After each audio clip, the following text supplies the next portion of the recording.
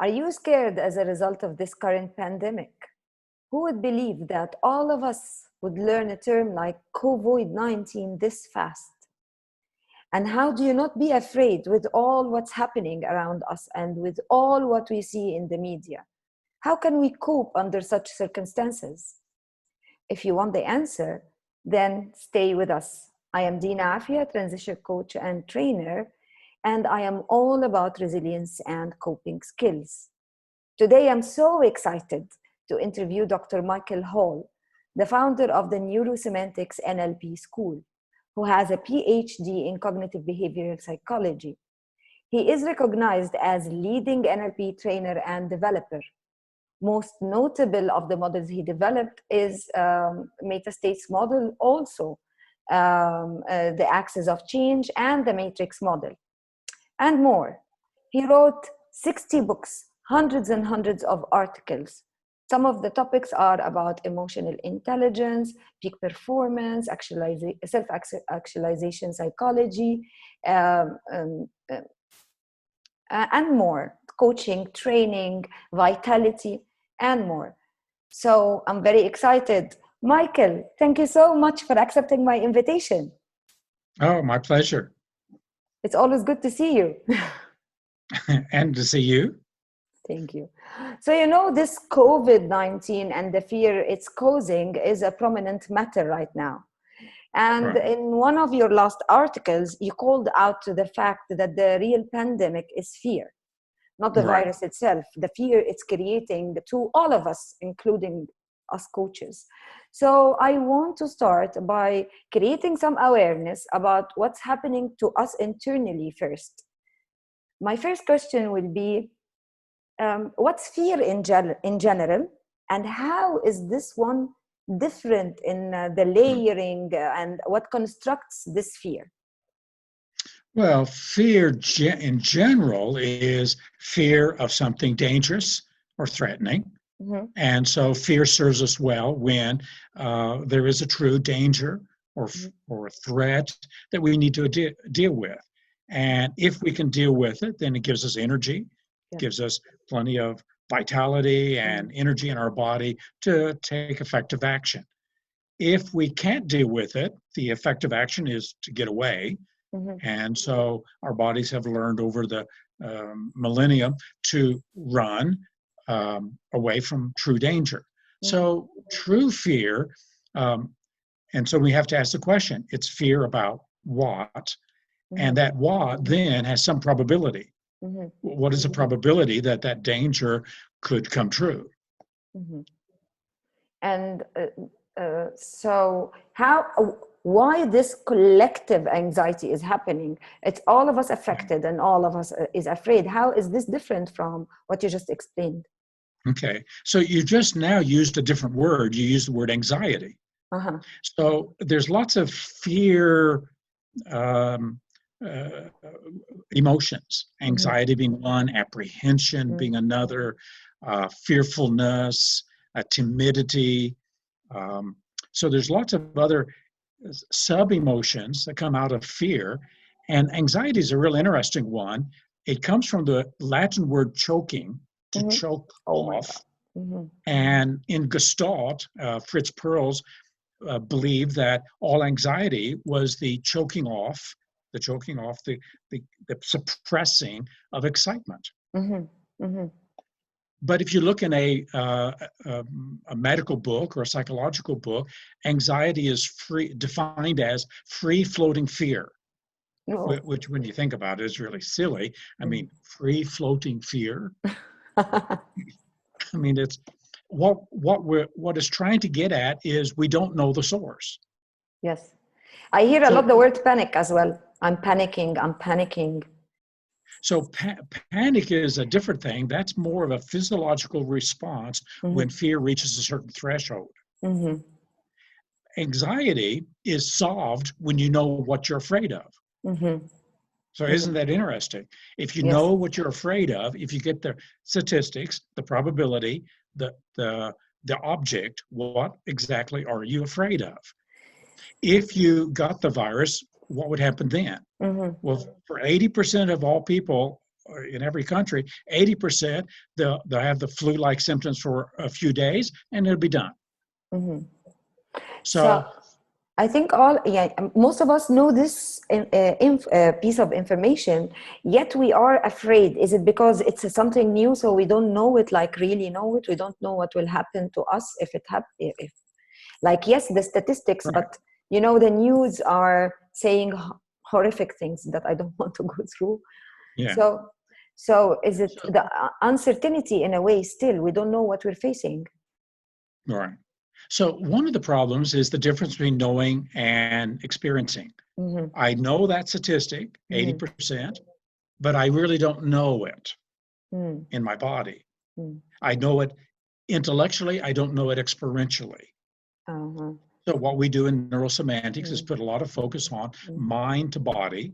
Mm-hmm. Okay, take that information, 80%, and think about it and integrate it until notice how it makes you feel when you know that. Mm-hmm. Mm-hmm. So part of it is moving it from just academic knowledge to experiential. So how can we do that? How can we contain fear, anxiety, panic? People express in different ways, but how can Yeah, we do that? Michael, I'll speak about myself, but when we coach people, we are of great help because we are not emotionally attached to the experience. right, We are right. outside of it. But now I coach. I still.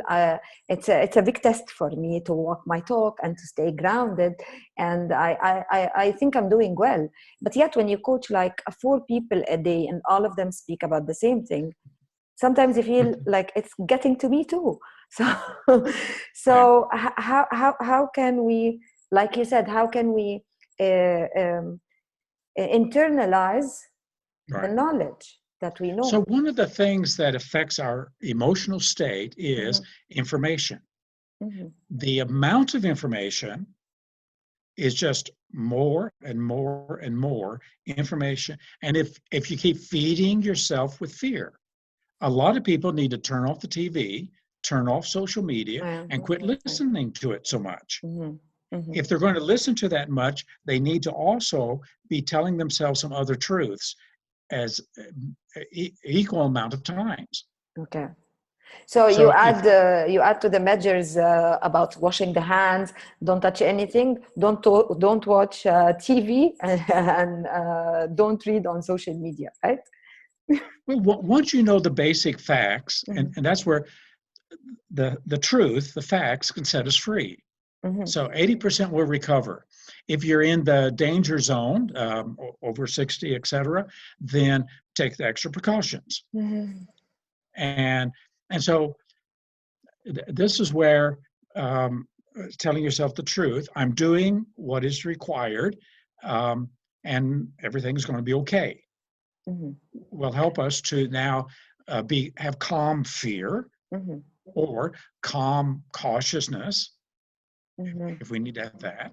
Um, and and so not letting ourselves get into those panic states or those anxiety states is is what we call an NLP, managing your own state. Yes. You just added, you just layered the fear. You just said, I have calm fear. So does that mean that you recommend that I say, yes, I am afraid, and this is real fear, yet I'll calmly be afraid? Mhm. Is that what you say? Okay. Yes.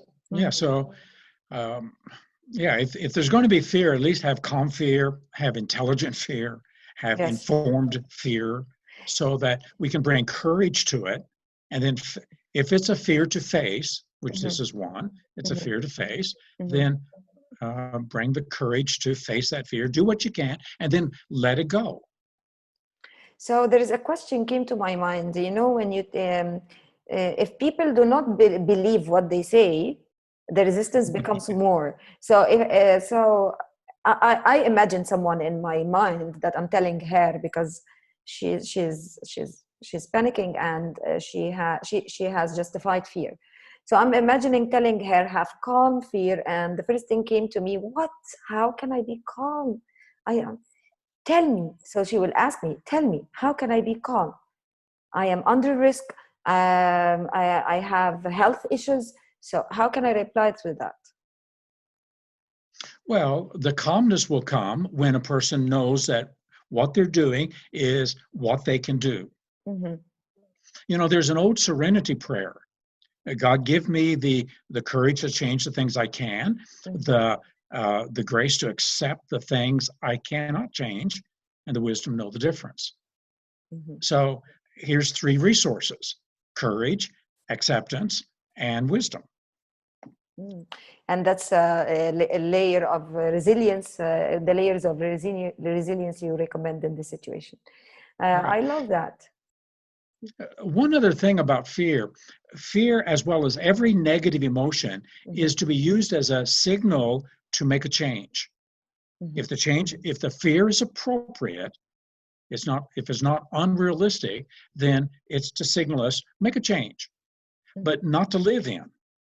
If you live in it, if you just keep living in it, it's going to do psychosomatic damage and create all kinds of additional problems.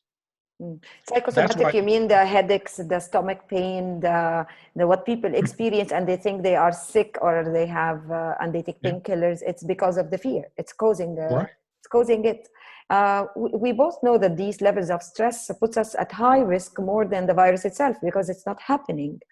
Exactly. So at some point, after you've done what you can, we have to let it go.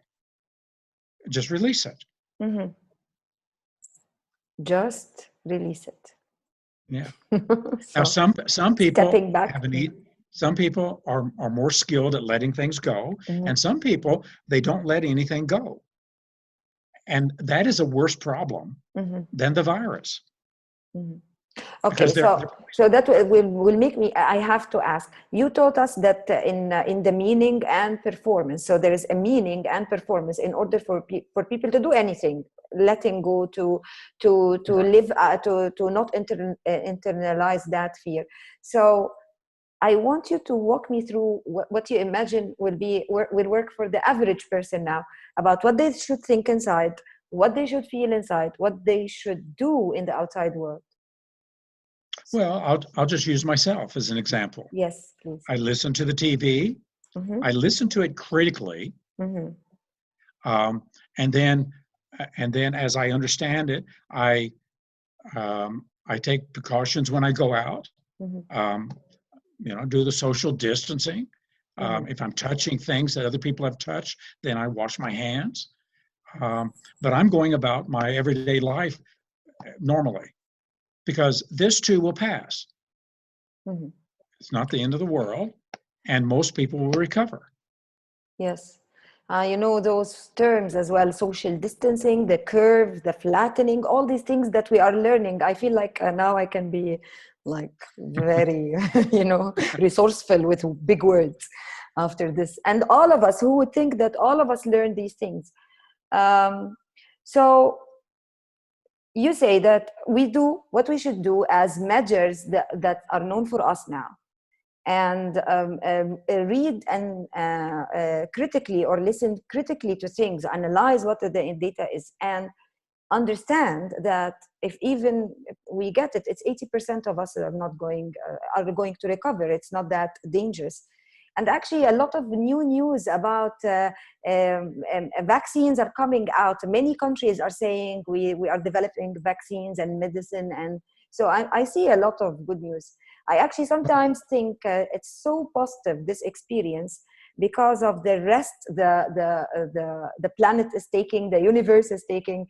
I saw those dolphins in Italy and birds coming back to the canals, and these things are really amazing. Nature is taking a holiday from us. I also like the idea that we became aware of how we use our body, of our space, aware of a lot of things we were not aware before. Even how much did we invest in raising up our kids or not, because they are staying with us at home now. So it's a big test. Yeah. So let me come back to the statistic of 80. Yes. 80% of those who get it, but only 1 out of 6, at the very worst case scenario, 1 out of 6 people on the planet will get it. This is the worst case scenario according to the real statistics. Yeah. So it's not just 80%, it's much, much, Less. you know, the likelihood that any particular person will get it is just 1 out of 6 in their country. And then that 1 out of 6 who gets it, 80% of them will recover. So statistically, you're much less likely to get this and die from it than from the regular flu. Oh. So I want to ask personally, because I know your schedule and I know everything. So I want to know how it affected you personally. What's happening around the world? How it affected you personally? Well, I'm stuck here in Colorado right now. Things have been canceled. Conferences, trainings, all been canceled. So I'm stuck here. But I go out every day and try to do things as normally as possible.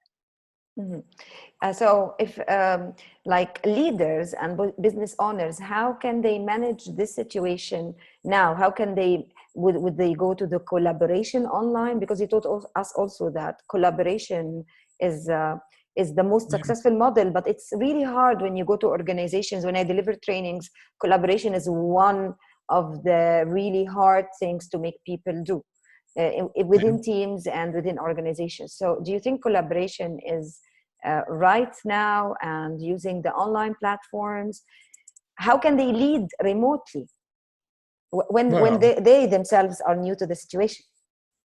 Yeah, well, exactly. They'll have to use some of the remote mechanisms to do their leading. Yeah, so people are just coping to get by until this thing passes. Okay, so do you have a last message or steps for people so we can calm them a little bit down? Like they can say, okay, I go out of this video with 1, 2, 3, 4, and I'm going to start doing it as simple as I can. Well, I think the courage to face it, to take actions, whatever you need to do to keep yourself healthy, keep yourself vigorous, keep yourself connected to other people. The courage, the acceptance that whatever this is whatever it is, and it will go away. And right now, it's going to create lots of limitation, going to create challenges financially for people. And so acceptance of it, because it doesn't do us any good to get upset, to rage about it, to get angry, to get afraid, or to turn it into this is the end of the world kind of mentality. And so with that, I think if people will remind themselves, this too will pass. Yes, this too will pass, of course. So thank you so much, Michael. It's always a pleasure to see you, and thank you very much for accepting my invitation. And my pleasure. Till next time. Okay, until next time. Thank you so much.